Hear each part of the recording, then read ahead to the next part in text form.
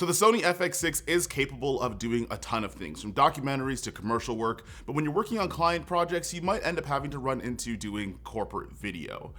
And albeit it's not the most flashy thing in the world, doing the sit-down talking head advertisements or doing training videos for different companies is a perfect way to earn some money as a freelance filmmaker or videographer. And in today's video, I'm gonna break down my kit, the rig that I use that's perfect for corporate video, at least in my situation. Now, first things first, we're gonna talk about the Tilta Advanced cage for the Sony FX6. Now, it is a really versatile piece of kit, and you're able to get a top plate, a side plate that can fit things, and even has a little cold shoe mount on the side for accessories, and has 50mm rods. And this is going to be really useful when you want to attach external accessories, or you want to use things like lens support via the rods that are on there, or if you're someone that uses a follow focusing system for the type of work that you do. I also really like that the Tilta Advanced cage for the Sony FX6 is actually reasonably priced as far as camera cages go. Now, for this rig build specifically, if you are going to use 50mm rods, you want to make sure that it's actually sitting behind the line of where the lens actually is. And we'll talk about that a little bit later as to why, but make sure you have a little bit of clearance to put something in front of your lens. Now, the Advanced rig does have a VMAP battery adapter as well that comes with it. And for shoots like these, when I'm working on corporate shoots, generally speaking, it's going to be a little bit boring, but they're also going to last quite a while. So you want to make sure that you have the proper batteries in order to last for longer shoots. Now, typically people use 100 Wh or 98 W batteries, but I've actually started to use one of these guys. Now, this might be a much larger battery than what you're used to, but it's also going to give you a ton of juice so you can last on super long shoots, especially because you don't want your battery to die in the middle of a take. Now, setting up your audio for a corporate rig kit, especially if you're someone that's a solo operator or you have a very, very small team, it might get a little bit tricky, and you do have to be a bit more self-sufficient. Affording an audio guy might be out of reach, but you can use 2 audio systems in order to make sure that all of your sound is on point. Now, for me personally, when I'm only working with one subject at a time, I'm going to use my Sennheiser G4 lavalier microphone set in order to make sure that I'm getting accurate sound that's on the subject itself. But because I want to make sure that I have the best sounding quality possible, and I want to make sure that I actually don't miss anything in case something goes wrong,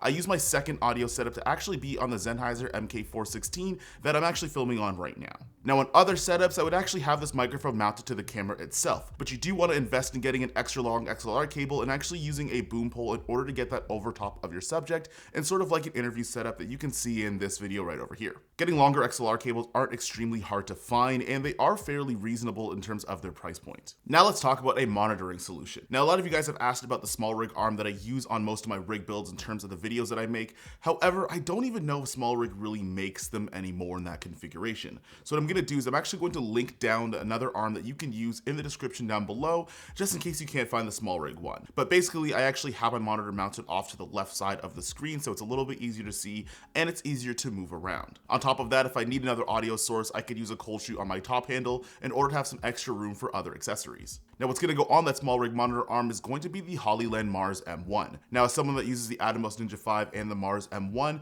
I actually prefer using the wireless transmission system on the M1 in order to transmit a signal to my client's phone or another device that we're going to talk about near the end of this video. Now, when you're working on client projects, particularly when you're doing corporate stuff, sometimes the client actually wants to see how everything is looking.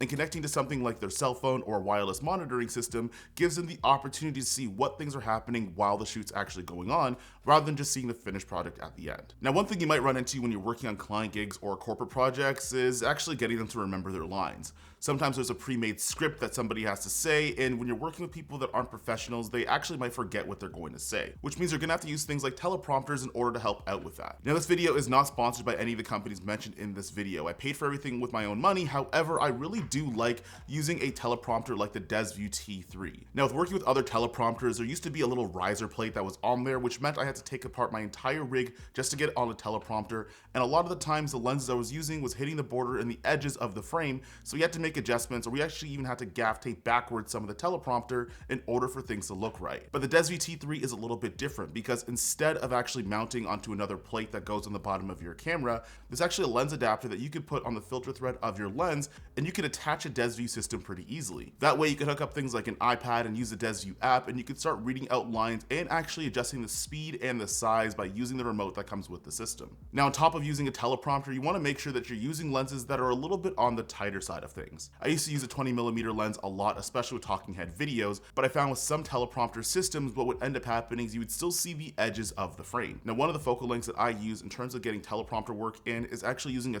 45mm or a 50mm. It still gives you a little bit of a wider field of view, but at the same time, it's punched in enough that you actually don't see the edges of the teleprompter in your shot. Last but not least, if you are working on corporate work and client projects and you are going to be wirelessly monitoring, you might want to have a director's monitor system or something that's big and bright for your client to see how the shoot is going. Now, my Atomos Shinobi 7-inch is something that I've used on a variety of different client projects in order to give a wireless feed to a monitor so my clients can see how things are going. I haven't made a video about this before, but you can check it out in one of the cards above, and the only change I really did make was actually using the Hollyland Mars 4K instead of using the Axoon system. The reason being is because I'm using the Mars M1, I don't need an external system to actually connect to a wireless monitor. Because the monitor is a transceiver system, it can receive a signal and it can also send a system out without another device. So all I have to do is connect it to my Atomos Shinobi 7 on a director's monitor setup, and I can move this around. I can give this to my client so they can see how the shoot is going, enhancing the actual experience, which might give you a little bit more justification as to why the shoot itself is going to cost so much. Now, you might be wondering, if I'm doing corporate shoots or sit down talking head interviews for different companies, I probably have a set of sticks or a tripod in order to keep things stationary.